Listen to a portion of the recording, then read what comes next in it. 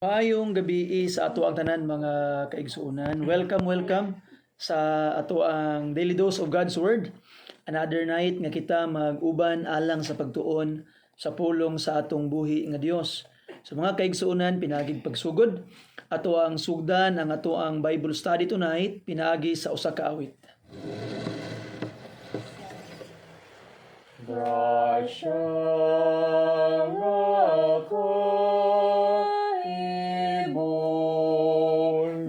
nakaibulungan, patamis mo ngayon. Butaman ko o hinukman, nakita na luwas. Nagtulong man ng grasya mo, panakong nagtahon.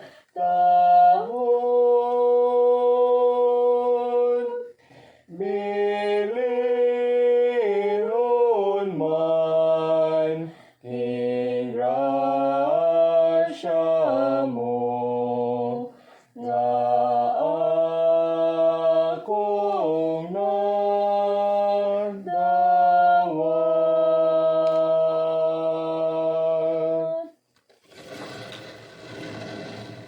Amen. Thank you for that wonderful song. And by this time, ako ang gihangyo ang tanan to please open your Bibles with me in the book of Psalms, sa Psalm chapter 139, Psalm 139 mga kaigsuunan, and let us read verses 1 down to verse 5. Psalm 139 verses 1 down to verse 5. The Bible says, O Lord, thou hast searched me and known me. Thou knowest my down sitting and mine uprising. Thou understandest my thought afar off. Thou compassest my path and my lying down, and art acquainted with all my ways. For there is not a word in my tongue, but lo, O Lord, thou knowest it altogether. Thou hast beset me behind and before, and laid thine hand upon me. Ito yung pilang verse 6. Such knowledge is too wonderful for me. It is high, I cannot attain unto it. Let's pray. Father in heaven, Lord, it's a great thing to know that you are interested in us.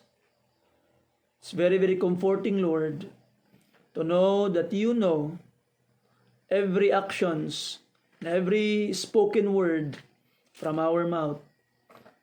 Ginoo, this knowledge, Lord, is too high for us. And we cannot comprehend it, Lord, sa mong mga kinabuhi amahan.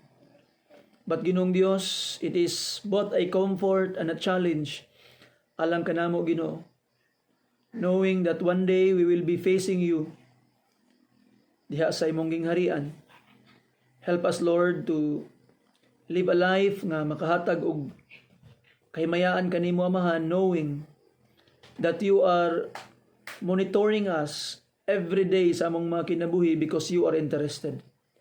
Salamat, Ginoo, kay mauban ka kanamo. Salamat, amahan, kay mutubag ka sa among mga paghangyo. Sa ngalan ni Jesus gipangayo namo ang tanan. Amen and amen. Mga kaigsuonan, the title of our Bible study tonight is He Knows. May 6 sa ato ang mga daily bread, entitled He Knows. Nakasayod ang Ginoo. Now in our text mga kaigsuonan, it is something grabe ka-comforting sa atong mga kasing-kasing mga kaigsuonan. Because it shows that God is interested in us. Dili ba nindot kaayo sa ato ang mga hunahuna ug mga kasing-kasing mga kaigsuonan to know that our God is interested in us? Na ato makita nga imuhang timang-timbangon ang ato ang kinabuhi. Unsa may naa sa tao nganong interesado man ang Ginoo. Di ba? I have told you before, but this is also the question of David sa iyang kinabuhi, mga kaigsunan, in Psalm chapter 8. Tanaw nimo ang Bible, please open your Bibles there.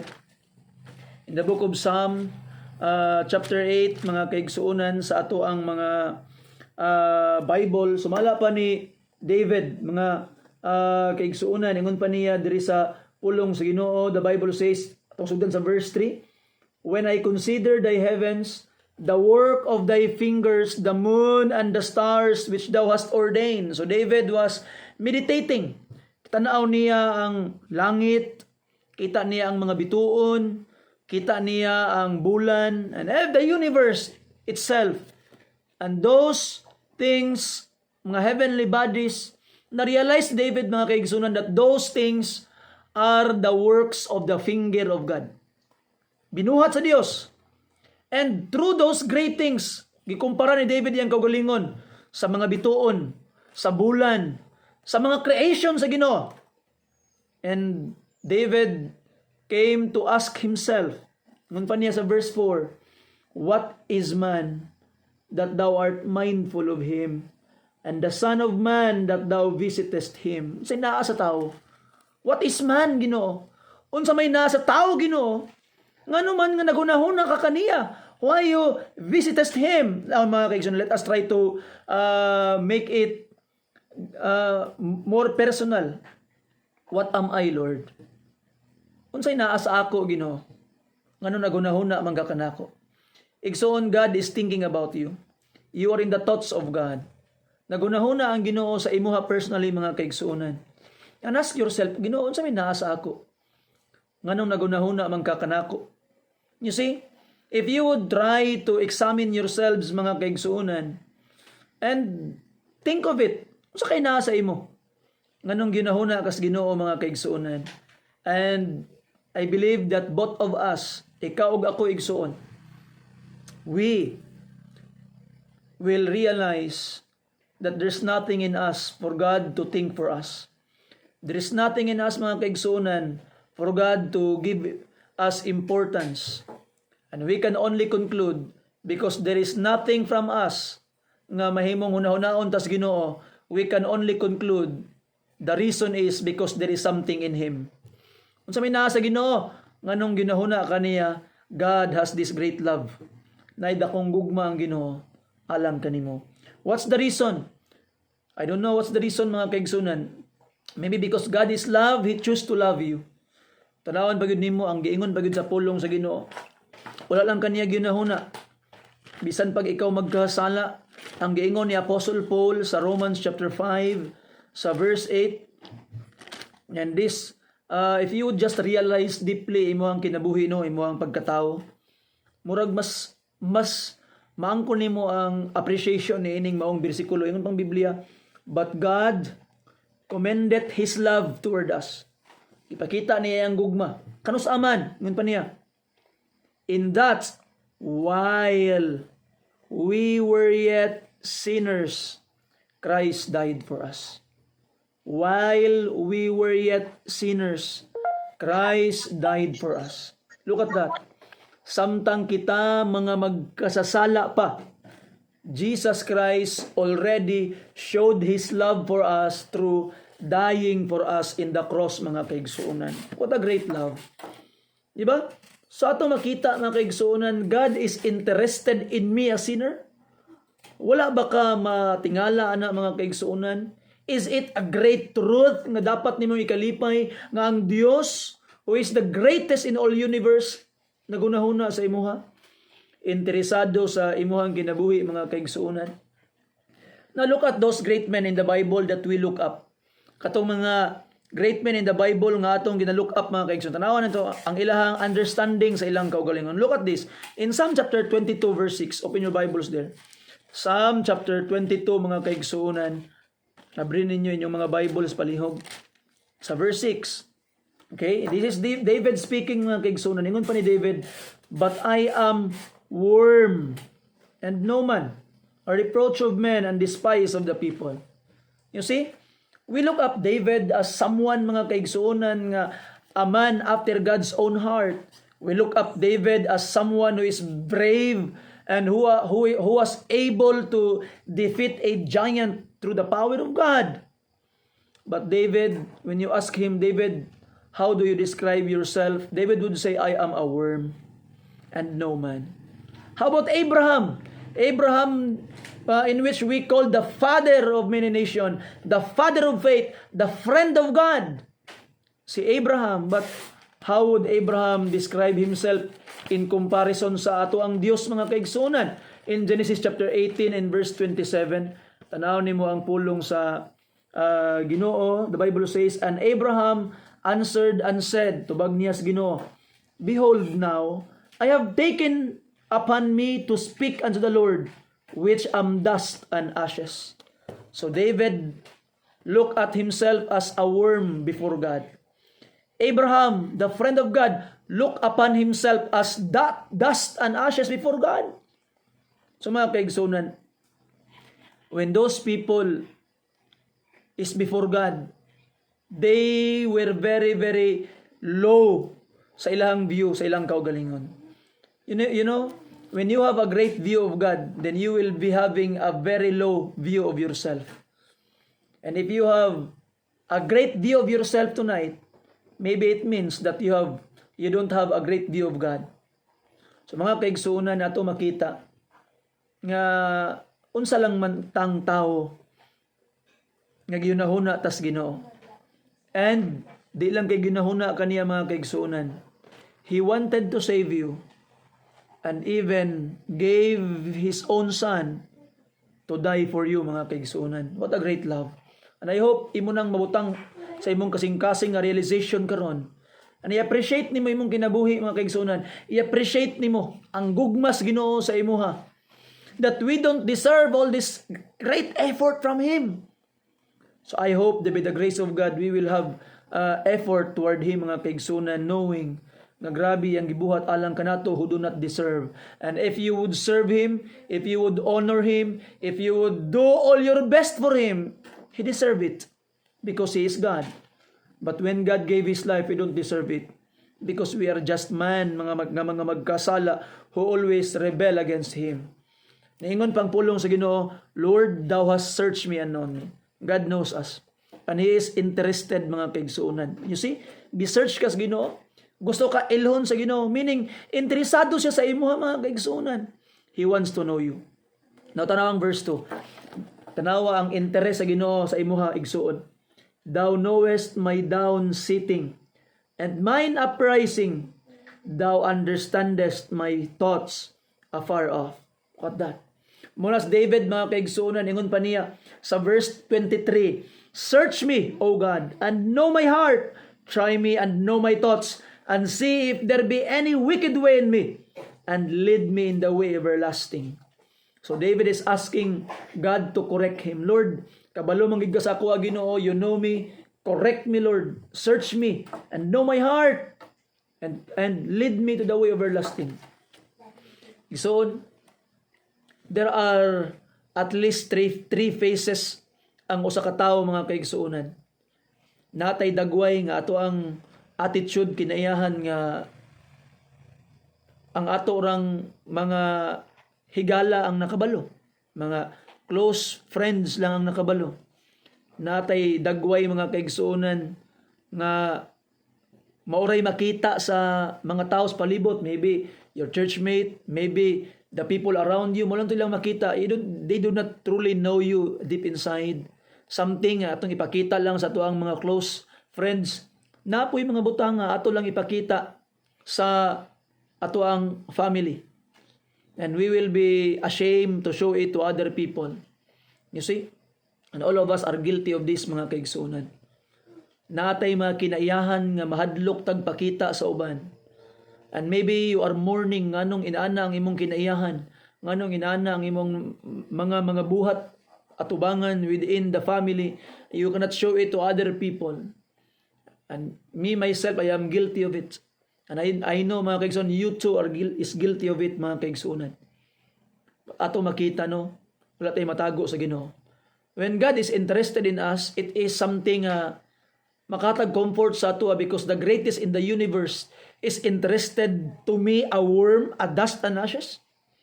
But mga kaigsuonan, this interest of God is something nga mura pud og kanang makahatag pud sa ato ang kasing-kasing og grabe nga amazement.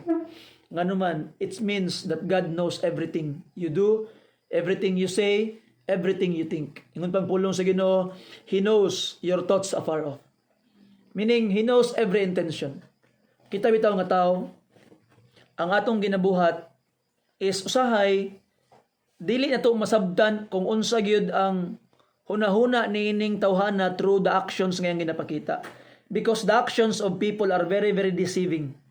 Deceiving kayo ang action sa tao, mga kaigsunan. Naay mga tao nga untruthful kayo sa ilahang mga ginabuhat. But God knows our intentions. Mabitaw na nga dili nimo masukod ang faithfulness sa usa ka tawo pinaagi lang sa iyang mga ginabuhat. Because maybe the intentions are not right. Maybe you are going to church. Why? Because your intention is you just wanted to have a pastime. Maybe your intention is you just wanted to have companionship. Maybe you don't really wanted to know God. Maybe your intention, mga kaigsoon, is lahi. But God knows everything. And I hope by the grace of God, when we serve Him, our intention is because we love Him. Our intention is because He is important, mga kaigsuonan, and we wanted to honor our God. Kay kabalo ka, bisan pag-unsaon nimo ligid-ligid sa pagpangalagad sa Ginoo, bisan pag-unsaon nimo og serve sa iya, sayaw-sayaw sa tubangan, klase-klaseng lang simbahan, ala kanta-kanta bisag unsa sa tubangan sa Ginoo, hilak-hilakan nimong Ginoo, but God knows the intention of your heart. And even your action will garner praises from people. But if the intention is wrong, sultian ti ka, di gyapon ma-honor ang Ginoo, because God knows your intention.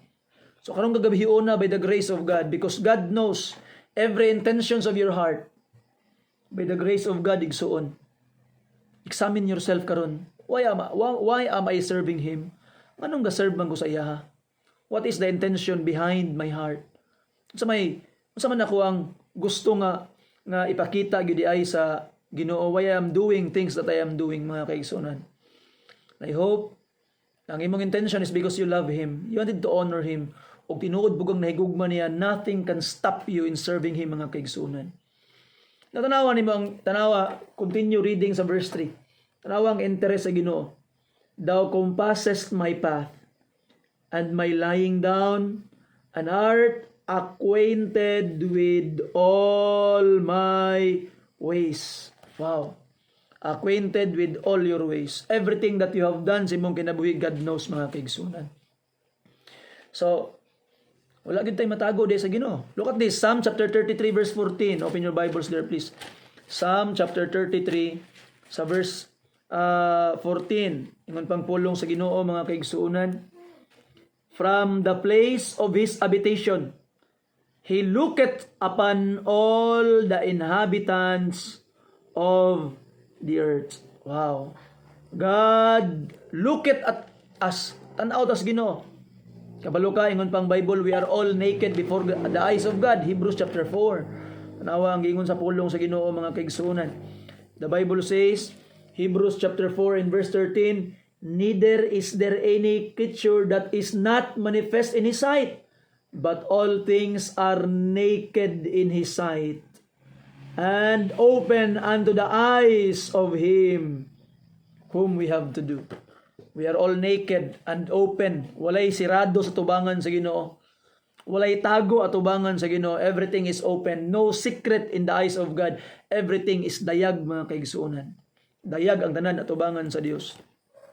Even in Matthew chapter 10 and verse 30, mga kaigsuonan, the Bible says that even your hairs are numbered. Inihap ang imong buhok, mga kaigsuonan. Higala, God knows everything. You see?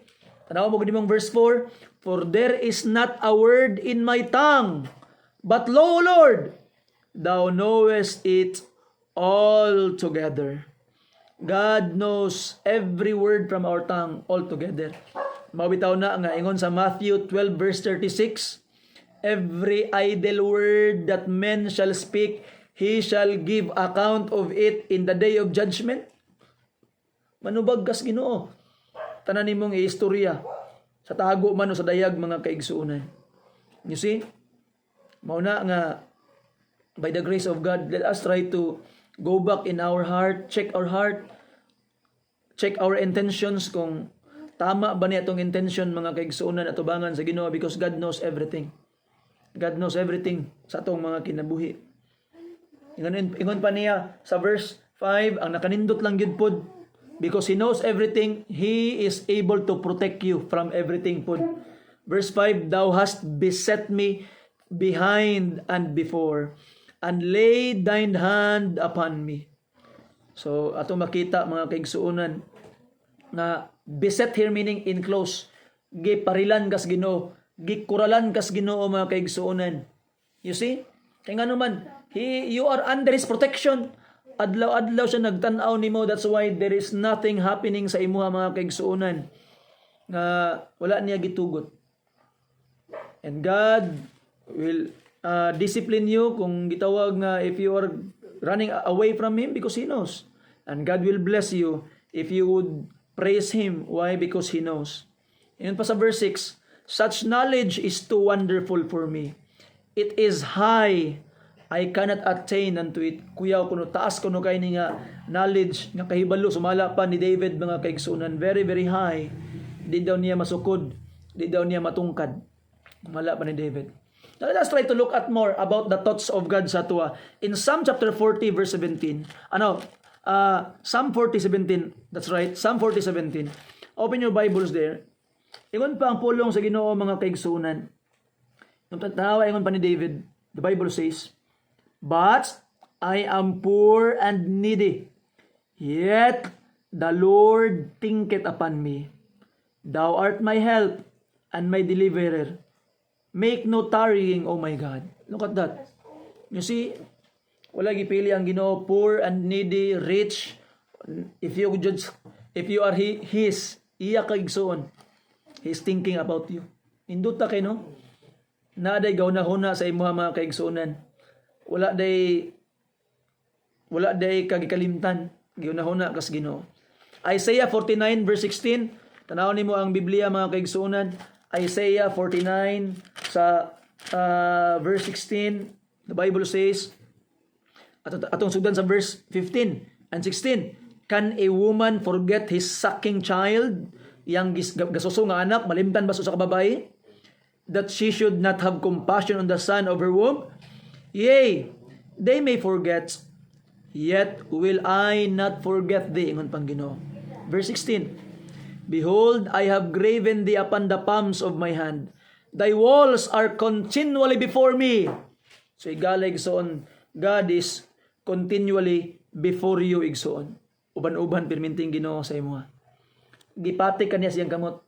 Nausahay murag dili nimo makita ang Ginoo. Siguro sa imong sitwasyon karon makaana ka nga Lord, asa man ka Ginoo? Where are you in this hard times akong kinabuhi? Where are you in this trying times akong kinabuhi?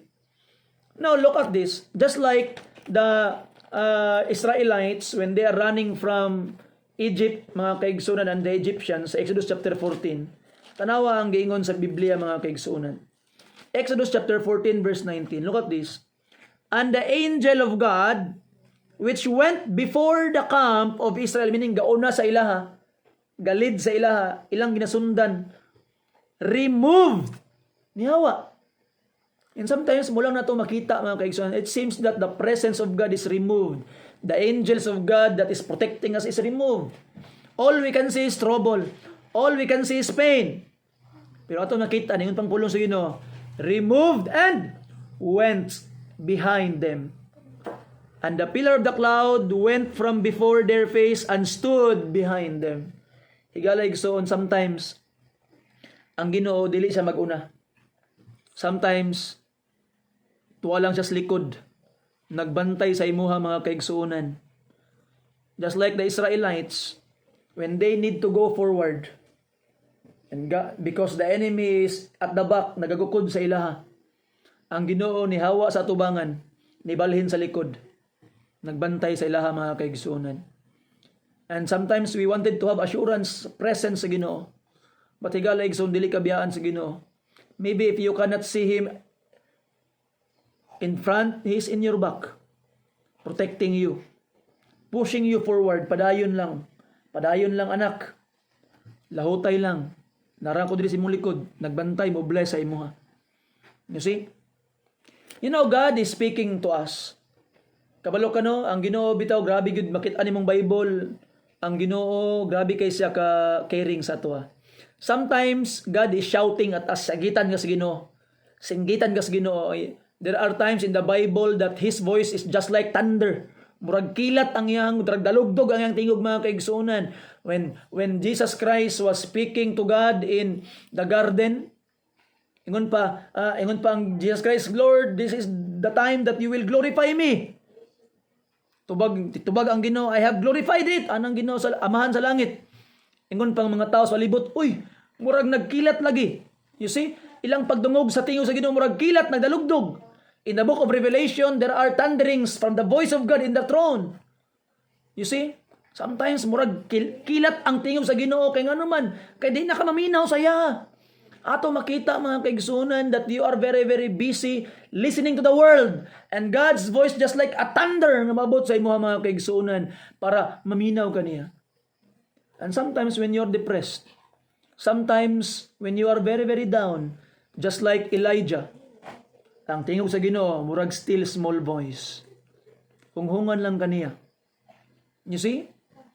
Nato makita, di ba sa Bible, mag-whistle pang Ginoo. Kantahan kas Ginoo. God's voice, you can hear it in every specific time nga imong gikinahanglan. Kung ang imuhang gikinahanglan sagitan kas Ginoo. Kung imong gikinahanglan hunghungan kas Ginoo. Kung imong gikinahanglan mga kaigsuonan is kantahan kas Ginoo. Kung imong kinahanglan kay istoryahan kas Ginoo. Paminawon pug kaniya. What a nice God. Nato ang gialagaran mga kaigsuonan. But sometimes the problem is we are running away from Him, from the very help nga atong gikinahanglan mga kaigsuonan. So I hope with the grace of God He is interested sa imo. In times that you need Him most, ayog biya. Come to Him and hold tight mga kaigsuonan until the storms will go by. Naay ang gusto man gud sa Ginoo atong tagbuon ang mga bagyo sa tong kinabuhi.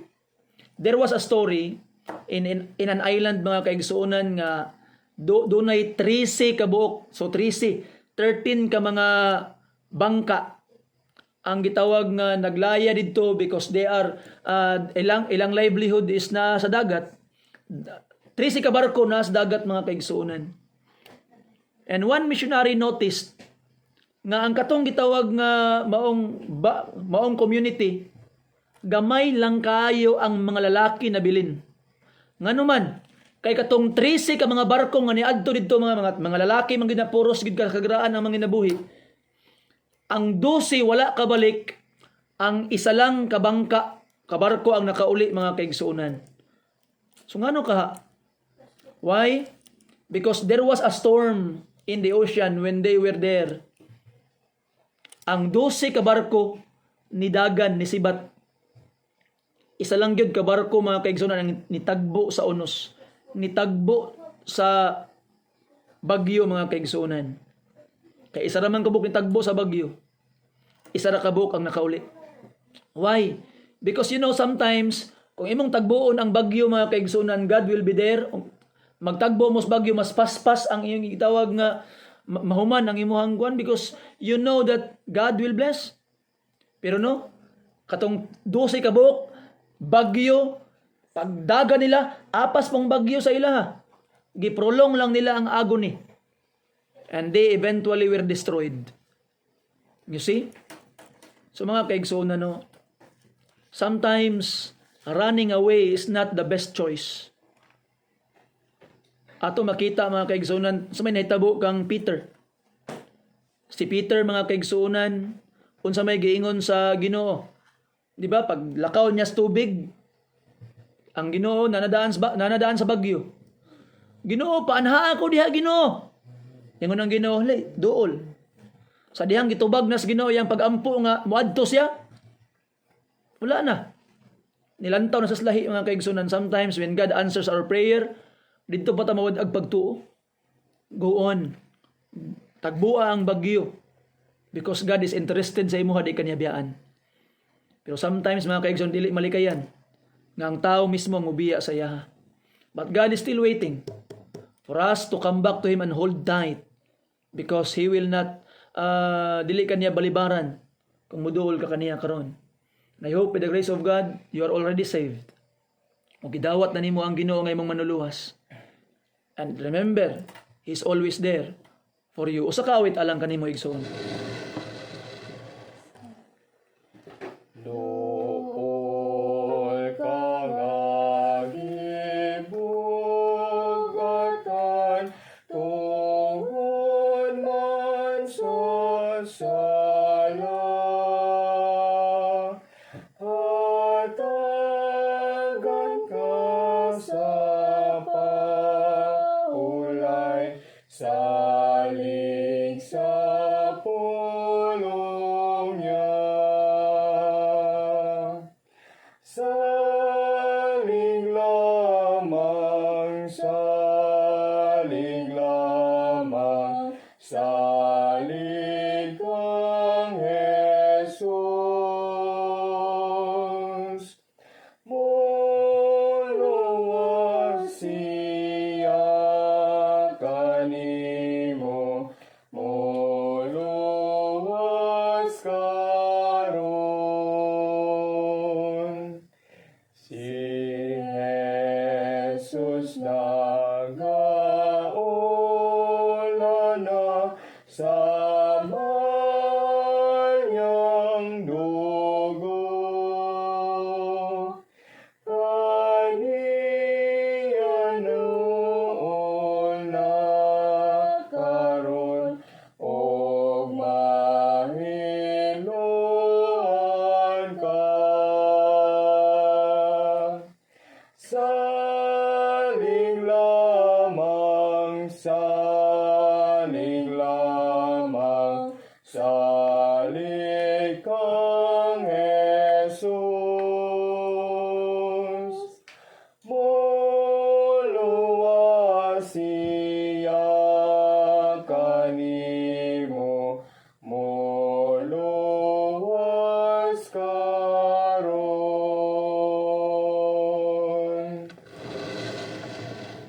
Amen. Thank you for that wonderful song. And this time, mag-ampo ta mga kaigsunan. Let's pray. Father God in heaven, thank you Lord sa padayon nimong kayo sa mga kinabuhi. Thank you Lord for these people whom you gathered tonight for us to study sa imong pulong amahan. I pray Lord that you would bless the message of God's word tonight, na mahimo kining makalig-on ka na mo amahan, would encourage us to knowing Lord nga you're interested sa amo amahan. I pray that you would allow your word to be proclaimed more to more people. Kung ikaw na ibahala ka na mo amahan, nasayod ka, huwag ni mabuhat kung wala ikaw. Thank you for the way you will bless, and thank you Lord for the way you will answer our prayers. In Jesus' precious name, gipangayo na ako ang tanan. Amen and amen. Salamat ug maayong gabi sa atong tanan. Yes. Torment.